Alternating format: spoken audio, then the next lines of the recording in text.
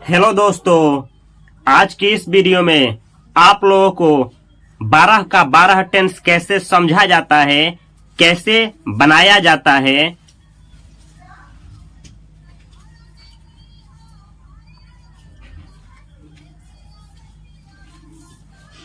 Hello दोस्तों, आज की इस वीडियो में टेंस का संपूर्ण ज्ञान आपको देंगे, यानी टेंस किसे कहते हैं, कितना होता है और कैसे टेंस को बनाया जाता है। इस छोटी सी वीडियो में आप लोगों को संपूर्ण मास्टर क्लास आपको देने वाले हैं। तो यह वीडियो थोड़ा सा लंबा होगा, लेकिन शुरू से अंत तक देखें। केवल इस वीडियो में आपको हमेशा हमेशा के लिए हम टेंस सिखा देंगे। बोर्ड पे ध्यान दीजिए। चलिए शुरू से शुरू करते हैं। टेंस टेंस होता क्या है? टेंस का मतलब होता है कि ये बतलाया जाए कि क्रिया कब घटित हो रही है। जैसे मैं खाता हूं तो मैं क्या करता हूं? खाना खाता हूं ना, तो खाना क्रिया है। लेकिन मैं खाता हूं, किस समय खाता हूं ये भी दिया हो, यानी टाइम भी दिया हो और क्रिया भी दिया हो। टाइम भी दिया हो और एक्शन दोनों दिया हो, टाइम प्लस एक्शन दोनों दिया हो, तो उसको टेंस बोलेंगे। आप लोग भी जानते हैं कि टाइम 3 तरह का होता है। जैसे एक टाइम होता है प्रेजेंट, जो अभी चल रहा है वर्तमान में, जिस समय आप इस वीडियो को देख रहे हैं वो आपके लिए प्रेजेंट है। तो एक टाइम होता है प्रेजेंट, और एक होता है पास्ट, और एक होता है फ्यूचर। प्रेजेंट जो चल रहा है, पास्ट जो बीत गया है, और फ्यूचर जो आने वाला है। तो 3 हुआ आपका टाइम। 3 टाइम हुआ तो टेंस कितने होते हैं, चलिए आपको समझाते हैं।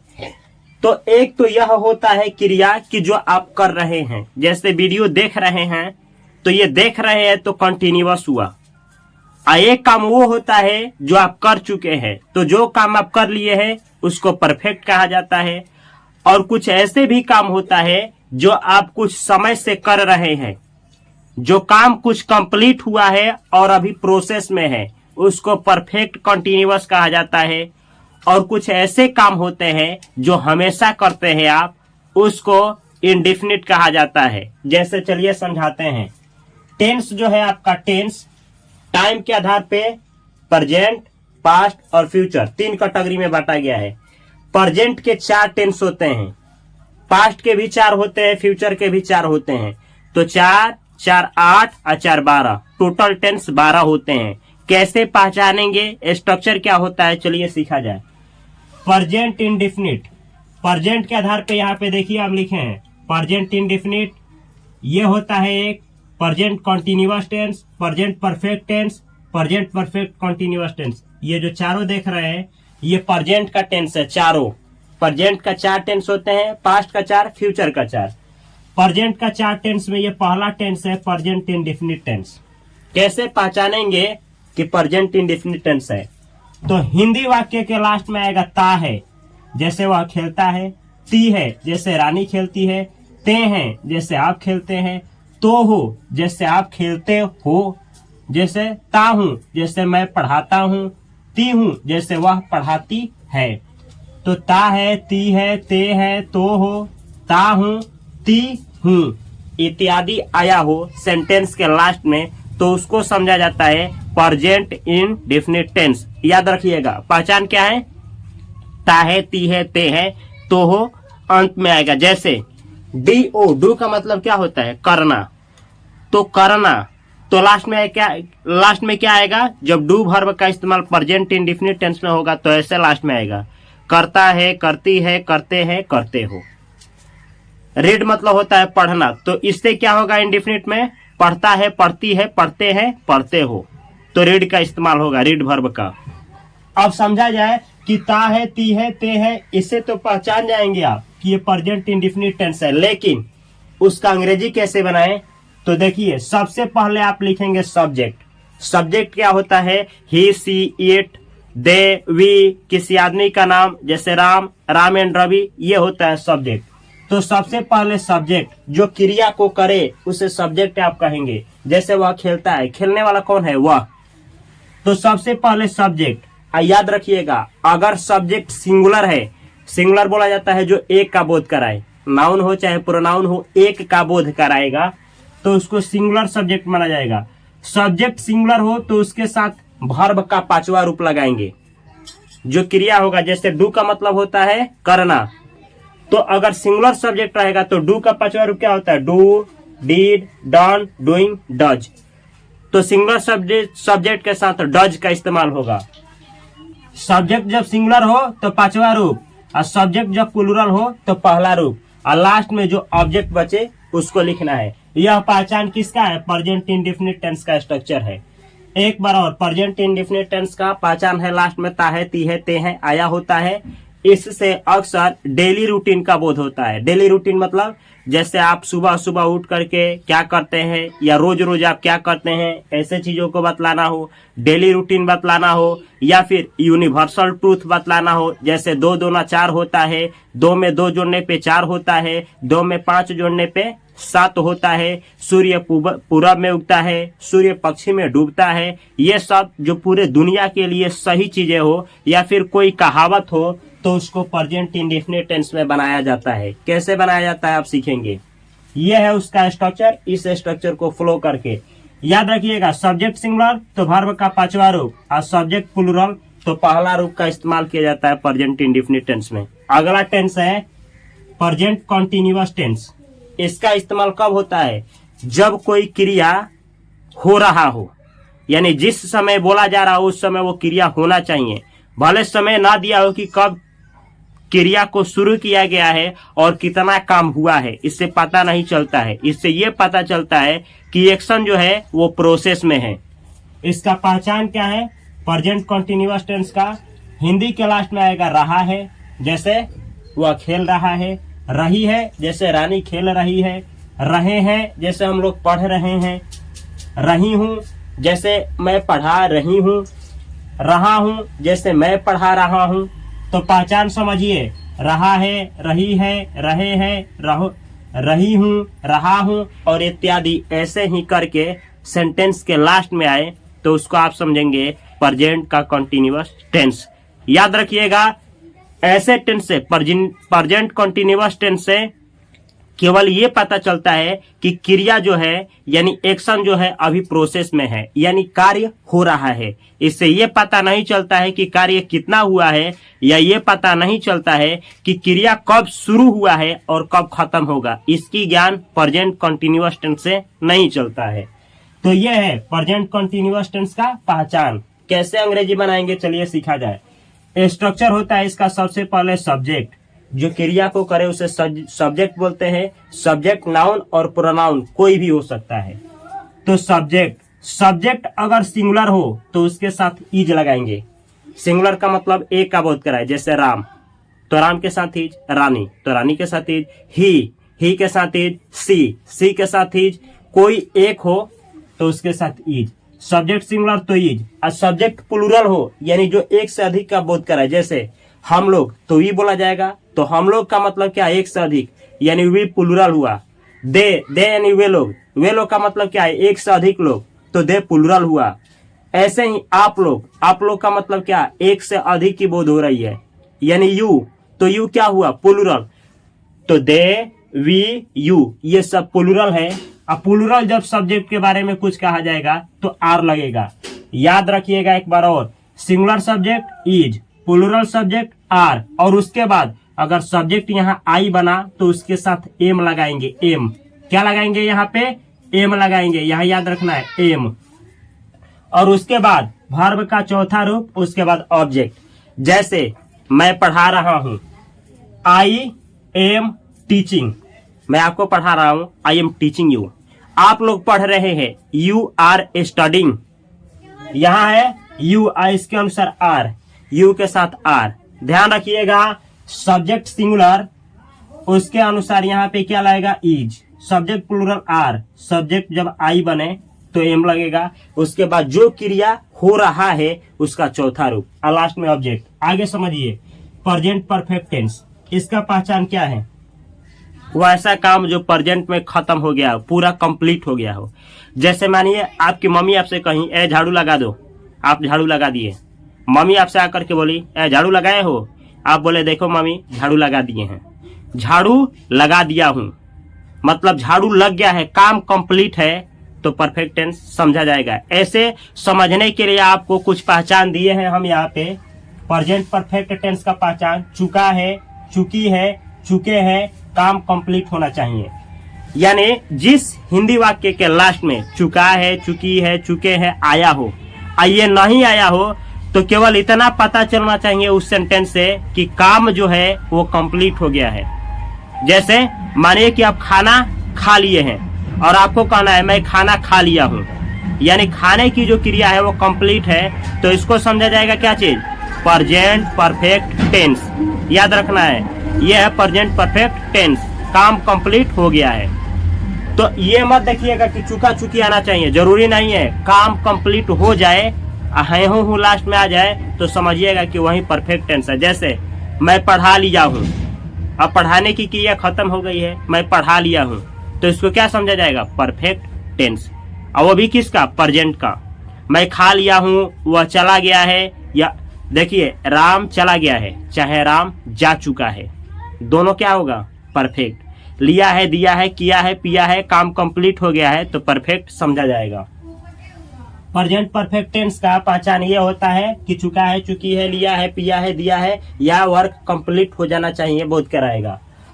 इसका पहचान तो ये है, लेकिन इसका बनाने का स्ट्रक्चर है सबसे पहले सब्जेक्ट। सब्जेक्ट सिंगुलर तो हैज लगाएंगे और सब्जेक्ट प्लूरल तो हैव लगाएंगे। उसके बाद जो क्रिया कंप्लीट हुआ है उसका तीसरा रूप लास्ट में ऑब्जेक्ट। जैसे मैं पढ़ा लिया हूँ, आई हैव टॉट, मैं पढ़ा लिया हूँ, मतलब पढ़ाने की क्रिया खत्म हो गई है। मैं आपको पढ़ा चुका हूँ, I have taught you. Have क्यों लगाया हूँ आई के साथ? क्योंकि आई जो है प्रेजेंट में प्लूरल का काम करता है। याद रखिएगा, आई प्रेजेंट में प्लूरल का, आई पास्ट में सिंगुलर का काम करता है। यानी बीता हुआ समय में कुछ भी कहना हो आई का इस्तेमाल करके तो सिंगुलर का काम करेगा, और वही प्रेजेंट में कुछ भी कहना हो आई को लेकर के तो प्लूरल का काम करेगा। यही रीजन है कि आई के साथ डू लगता है, डज नहीं। आई के साथ हैव लगता है, हैज नहीं। आई के साथ प्ले लगता है, प्लेज नहीं। ऐसे याद रखना है। जबकि पास्ट में आई के साथ वाज लगता है, वर नहीं। आई के साथ हैड लगता है पास्ट में। आगे देखिए, अगला है present perfect continuous tense. Present perfect यानी प्रेजेंट में कुछ कंप्लीट हो गया होगा काम और कुछ जारी होगा, प्रोसेस में होगा। ऐसे समझिए, इसका पहचान क्या है? जैसे मानिए कि हम आपके घर गए और देखे कि आप पढ़ रहे हैं। आपसे हम पूछे आप कब से पढ़ रहे हैं, तो आप बोले मैं 4 घंटा से पढ़ रहा हूं। तो हम कॉपी देखे तो आप अभी कुछ पढ़े हैं, अभी पढ़ ही रहे हैं, अभी और पढ़ना बाकी है। यानी कुछ काम कंप्लीट हो गया होगा, अभी काम प्रोसेस में होगा, और समय भी दिया रहेगा। 2 बजे से 4 बजे से समय रहेगा कि कितना बजे से काम शुरू हुआ है, ये भी रहेगा कि कितना बजे से काम शुरू हुआ है, और साथ में ये भी रहेगा कि काम अभी वर्तमान में चल रहा है, यानी कंटिन्यूअस में है। लेकिन इसमें भी ये पता नहीं चलेगा कि काम कब बंद होगा या काम कंप्लीट हो गया है। इसमें काम इनकम्प्लीट होता है, प्रोसेस में चल रहा होता है, टाइम दिया होता है। पहचानेंगे कैसे? प्रेजेंट परफेक्ट कंटीन्यूअस टेंस का पहचान है से रहा है, जैसे वो दोपहर से खेल रहा है। रही है, जैसे वह दोपहर से खेल रही है। रहे हैं, जैसे हम लोग दोपहर से पढ़ रहे हैं। रही हूँ, जैसे मैं सुबह से पढ़ा रही हूँ। रहा हूँ, जैसे मैं 2 घंटे से पढ़ा रहा हूँ। ऐसे जिस हिंदी वाक्य के अंत में से रहा है, रही है, रहे हो, से रहा है, से रही है, से रहे हैं, से रही हूँ, से रहा हो, आया हो, टाइम दिया हो, यानी काम प्रोसेस में हो और कुछ काम पूरा हुआ हो, काम इनकम्प्लीट हो, टाइम के साथ हो, कंटिन्यूअस भी बोध कराए, उसके प्रेजेंट परफेक्ट कंटिन्यूअस टेंस समझेंगे। इसका बनाने का स्ट्रक्चर होता है सबसे पहले सब्जेक्ट। सब्जेक्ट सिंगुलर हो तो हैज, और सब्जेक्ट यहाँ प्लूरल है तो हैव। तो सब्जेक्ट के बाद हैज या हैव, उसके बाद बीन, इसके बाद जो काम चल रहा है प्रोसेस में उसका चौथा रूप, उसके बाद ऑब्जेक्ट, और उसके बाद सिंस या फॉर, और लास्ट में टाइम। सिंस कब लगता है? सुनिए, जब ये बतलाना हो निश्चित रूप से निश्चित समय दिया हो कि इतना बजे से चाहे इतना से चाहे इस दिन से, तो सिंस जैसे जनवरी से फरवरी से मार्च से अप्रैल से जून से जुलाई से, तो निश्चित है कि इस महीना से बतलाया जा रहा है, तो सिंस जैसे हम बोले जनवरी से मैं पढ़ रहा हूँ, जनवरी से फरवरी से मार्च से, टाइम जब पता चले एग्जैक्ट पॉइंट पता चले कि इसी दिन से इसी डेट से, तो सिंस का प्रयोग होता है। जैसे 2015 से, मैं 2015 से अंग्रेजी पढ़ा रहा हूं, वह जनवरी से स्कूल जा रही है, जनवरी से।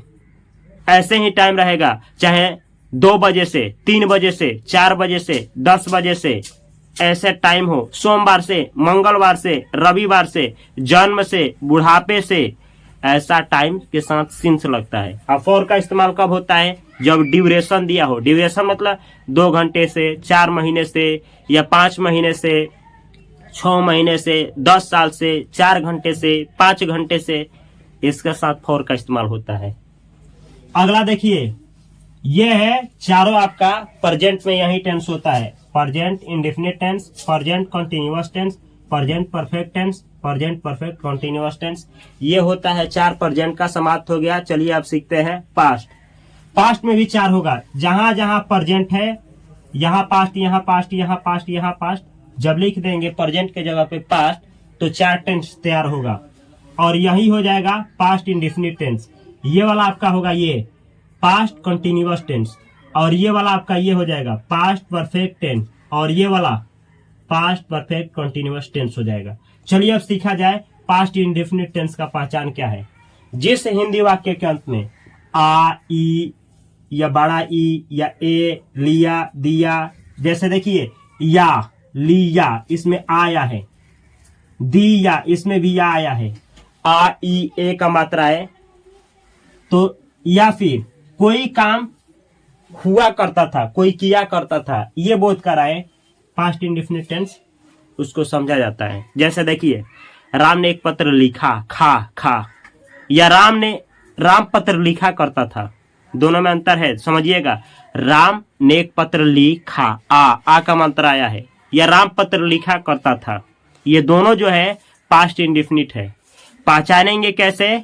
कोई काम पास्ट में किया गया, कोई काम पास्ट में किया गया, ये ना बतलाया गया हो कि काम कंप्लीट हुआ कि इनकम्प्लीट रहा, ऐसे आपको पता चलेगा कि किया गया है, मतलब किया गया था, केवल इतना ही पता चलेगा। पास्ट इंडेफिनिट टेंस समझेंगे।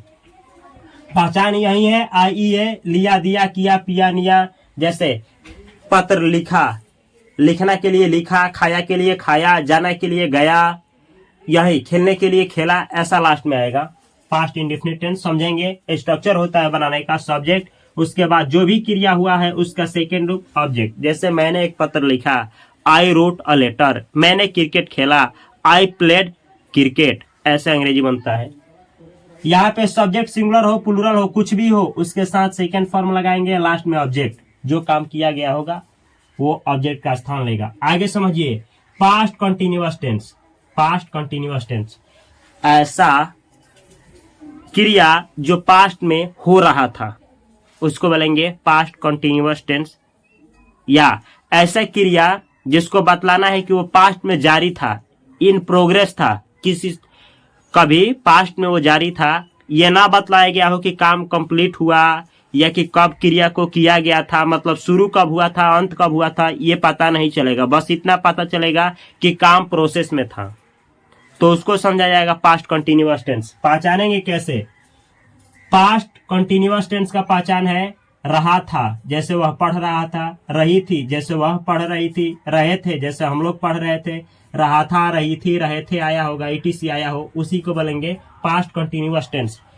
ऐसा क्रिया जो पास्ट में चल रहा था, किसी समय चल रहा था, समय ना दिया हो लेकिन काम चल रहा था, प्रोग्रेस में था, प्रोसेस में था, उसे आप समझेंगे पास्ट कंटिन्यूअस टेंस। इसका पहचान तो होता है रहा था, रही थी, रहे थे रहेगा लास्ट में वाक्य के, लेकिन बनाएंगे कैसे?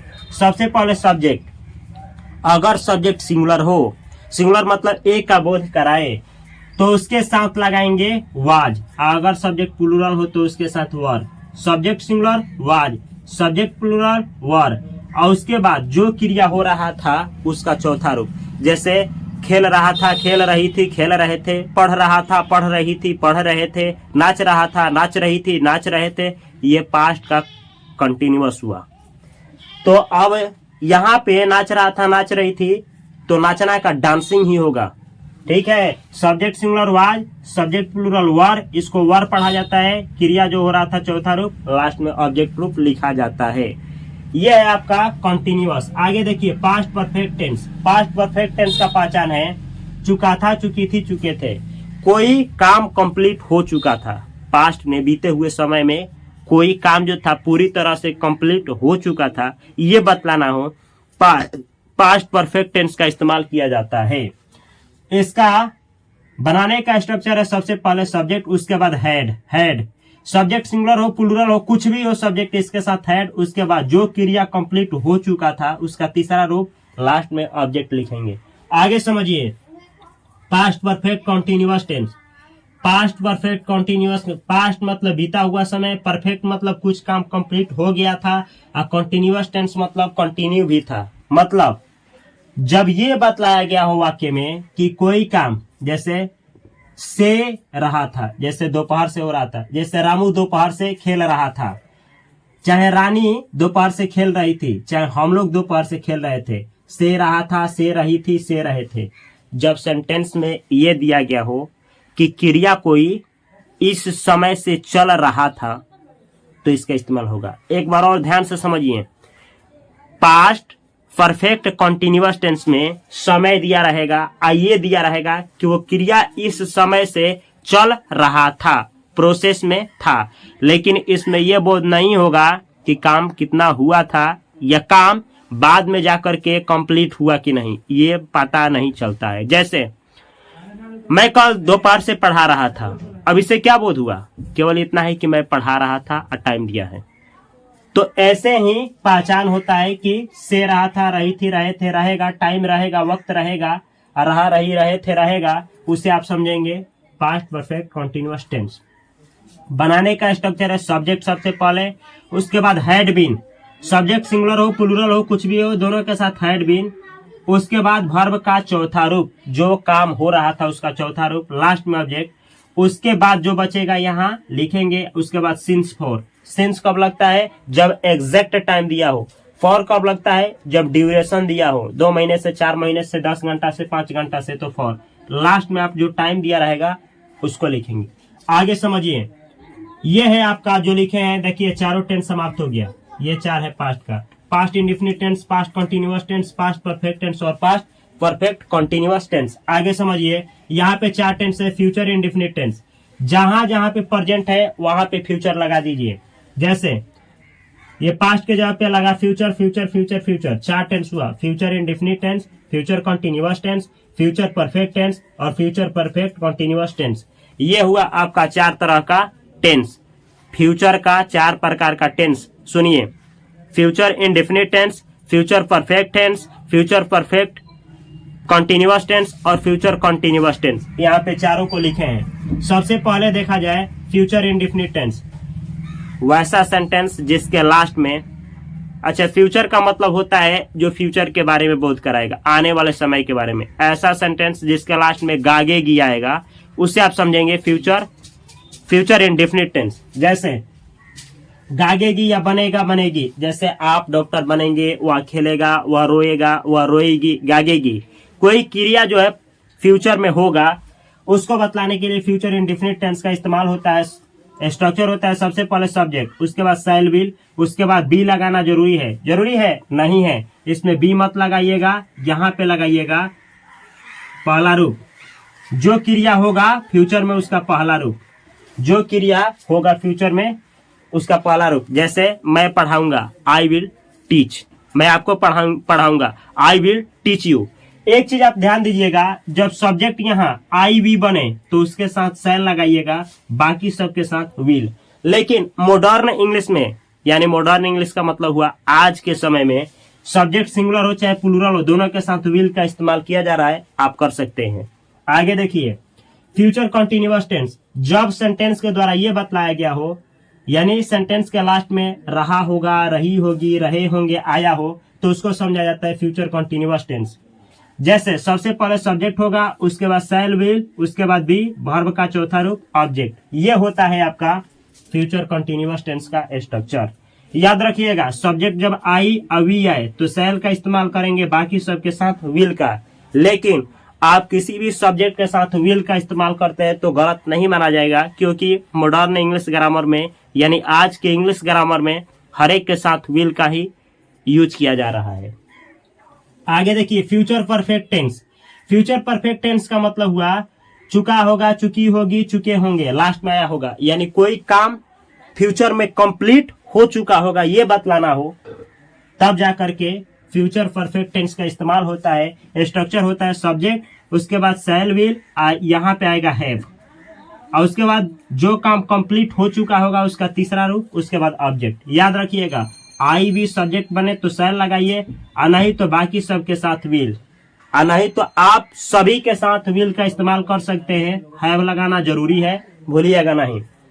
आगे देखिए, आगे मैं लिखा हूं फ्यूचर परफेक्ट कंटिन्यूअस टेंस, ऐसा क्रिया जिसके लास्ट में से रहा होगा, जैसे वह दोपहर से खेल रहा होगा, या खेल रही होगी, या वे लोग दोपहर से खेल रहे होंगे। से रहा होगा, से रही होगी, से रहे होंगे, आया हो। फ्यूचर परफेक्ट कंटिन्यूअस टेंस समझेंगे। बनाने का तरीका है सब्जेक्ट, शैल विल, उसके बाद हैव बीन, उसके बाद वर्ब का चौथा रूप ऑब्जेक्ट, उसके बाद डॉट डॉट डॉट, उसके बाद सिंस, फ्रॉम का इस्तेमाल होगा और टाइम रहेगा। ये होता है फ्यूचर परफेक्ट कंटिन्यूअस टेंस। ये है आपका 12 टेंस। चलिए आपको एक सेंटेंस के द्वारा सिखाते हैं। जैसे राम खेलता था, पहले वाले पे देखिए ता है, ती है, राम खेलता था, अंग्रेजी क्या होगा, राम प्लेज। याद रखिएगा, सिंगुलर सब्जेक्ट रहेगा, ताते तियाया होगा तो पांचवा रूप लगाएंगे। प्ले नहीं, प्ले का पांचवा रूप होता है plays, Ram plays. Ram goes, Ram goes, Ram does, Ram करता है, राम हैज, राम रखता है, राम प्लेज, राम खेलता है। राम खेलता है का अंग्रेजी हुआ राम प्लेज, सिंगुलर सब्जेक्ट के साथ वर्ब का पांचवा रूप। अगर यही प्लूरल सब्जेक्ट होता है, प्रेजेंट इंडेफिनिट टेंस होता है, तो भी1 का इस्तेमाल करते हैं। अगला सेंटेंस देखिए, राम खेल रहा है, कंटिन्यूअस टेंस प्रेजेंट का, राम इज प्लेइंग। याद रखिएगा, अगर सिंगुलर सब्जेक्ट हो तो इज का इस्तेमाल होगा, अब वर्ब का चौथा रूप, लास्ट में ऑब्जेक्ट। अगर यहाँ प्लूरल सब्जेक्ट हुआ तो आर लगेगा। अगर यहाँ पे सब्जेक्ट आई बना तो यहाँ एम का इस्तेमाल होगा। राम खेल लिया था, मतलब राम का खेलने का क्रिया कंप्लीट हो चुका था। Ram has played, Ram has played, Ram खेल लिया था या राम खेल चुका था, काम कंप्लीट हो गया था खेलने का। याद रखिए, जब सिंगुलर सब्जेक्ट होगा तो हैज, और काम कंप्लीट जो हुआ है उसका तीसरा रूप, लास्ट में ऑब्जेक्ट। अगर यहाँ प्लूरल सब्जेक्ट होता तो यहाँ हैव का इस्तेमाल हुआ होता। अभी बतलाएंगे सिंगुलर और प्लूरल सब्जेक्ट होता क्या है। आगे सीखिए, राम सुबह से खेल रहा है। देखिए, रहा है, रही है, आया है, से भी आया है और टाइम भी दिया है, ऐसे अंग्रेजी बनेगा। Ram has been playing. देखिए यहाँ पे बतलाए हैं सब्जेक्ट हैव, हैज, बीन चौथा रूप, तो Ram has been playing, Ram खेल रहा था। सिंस मॉर्निंग, दोपहर सुबह से, तो अंग्रेजी हुआ Ram has been playing since morning, Ram सुबह से खेल रहा था। एक चीज यहाँ पे देख लीजिए, यहाँ अगर सब्जेक्ट सिंगुलर रहेगा तो हैज लगाइएगा, प्लूरल रहेगा तो हैव का इस्तेमाल होगा। राम ने खेला, यह है पास्ट इंडेफिनिट टेंस। देखिए पास्ट इंडेफिनिट टेंस, खेला, लिया, दिया, पिया, किया रहेगा तो सब्जेक्ट, उसके बाद सबके साथ वर्ब का दूसरा रूप। राम ने खेला, राम प्लेड। ये याद रखिएगा कि अगर पास्ट इंडेफिनिट का निगेटिव बनाना हो तो सब्जेक्ट सबसे पहले, उसके बाद डीड लगता है, उसके बाद नॉट, उसके बाद वर्ब का पहला रूप।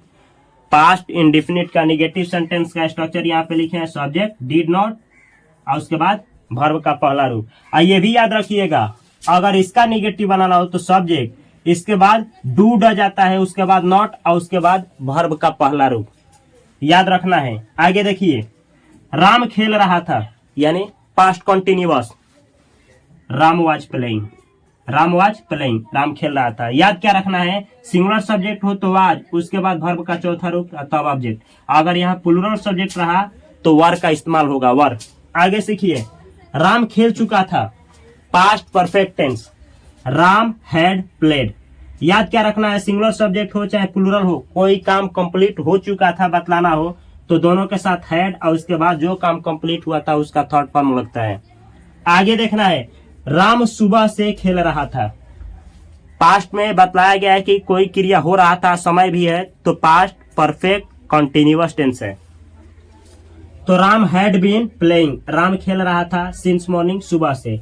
याद रखना है सब्जेक्ट सिंगुलर हो प्लूरल हो दोनों के साथ हैड बीन का इस्तेमाल होगा। उसके बाद जो क्रिया हो रहा था उसका चौथा रूप टाइम दिया रहेगा, तो यहाँ सिंस फॉर से इस्तेमाल करेंगे जैसे हम बतलाए हैं। आगे देखिए अगला सेंटेंस है राम खेलेगा, future indefinite tense, Ram will play. याद क्या रखना है, अगर सब्जेक्ट आई वी बने तो यहाँ पे सेल का इस्तेमाल करेंगे आप, और नहीं भी करेंगे तो सही है, सब्जेक्ट कोई भी हो सबके साथ आप इस्तेमाल करिए विल, और उसके बाद जो क्रिया होगा फ्यूचर में उसका पहला रूप। अगला सेंटेंस है राम खेल रहा होगा, फ्यूचर कंटिन्यूअस टेंस। तो फ्यूचर कंटिन्यूअस टेंस में होता क्या है, सब्जेक्ट उसके बाद शैल बी विल बी। तो यहाँ राम खेल रहा होगा, तो राम का राम और विल बी, और उसके बाद जो क्रिया हो रहा होगा उसका चौथा रूप यानी playing, Ram will be playing, Ram खेल रहा होगा। याद क्या रखना है, यहाँ पे सब्जेक्ट सिंगुलर हो प्लूरल हो कोई फर्क नहीं पड़ता है, सबके साथ विल बी का इस्तेमाल करिए और V4 का जो क्रिया कंटिन्यूअस फ्यूचर में हो रहा होगा। आगे देखिए राम खेल लिया होगा, यानी कोई काम फ्यूचर में कंप्लीट हो चुका होगा जब बतलाना हो तो ऐसे बतलाएंगे राम खेल लिया होगा, Ram will have played, Ram उसके बाद विल हैव प्लेड, राम खेल लिया होगा, Ram will have danced, Ram नाच लिया होगा, ऐसे बनाएंगे आप। कोई भी क्रिया हो उसके बाद विल हैव और उसके बाद थर्ड फॉर्म लगाएंगे तो ये बोध होगा कि वो क्रिया कंप्लीट हो गया होगा फ्यूचर में। एक सेंटेंस आपके लिए, राम सुबह से खेल रहा होगा। यह जो सेंटेंस है फ्यूचर परफेक्ट कंटिन्यूअस टेंस का है, स्ट्रक्चर ये रहा, और आपको समझाते हैं सिंगुलर प्लूरल होता क्या है। याद रखना है यहाँ पे ही सी और कोई एक नाम हो तो इसको बोला जाता है सिंगुलर सब्जेक्ट, ये सिंगुलर सब्जेक्ट है। और यहाँ पे है आपका plural subject we they you, और दो आदमी का नाम एंड से जुड़ करके आए, जैसे राम एंड रवि, रानी एंड गीता। तो जब दो या दो से अधिक आदमियों का नाम एंड से जुड़ करके आए तो वह भी प्लूरल होता है।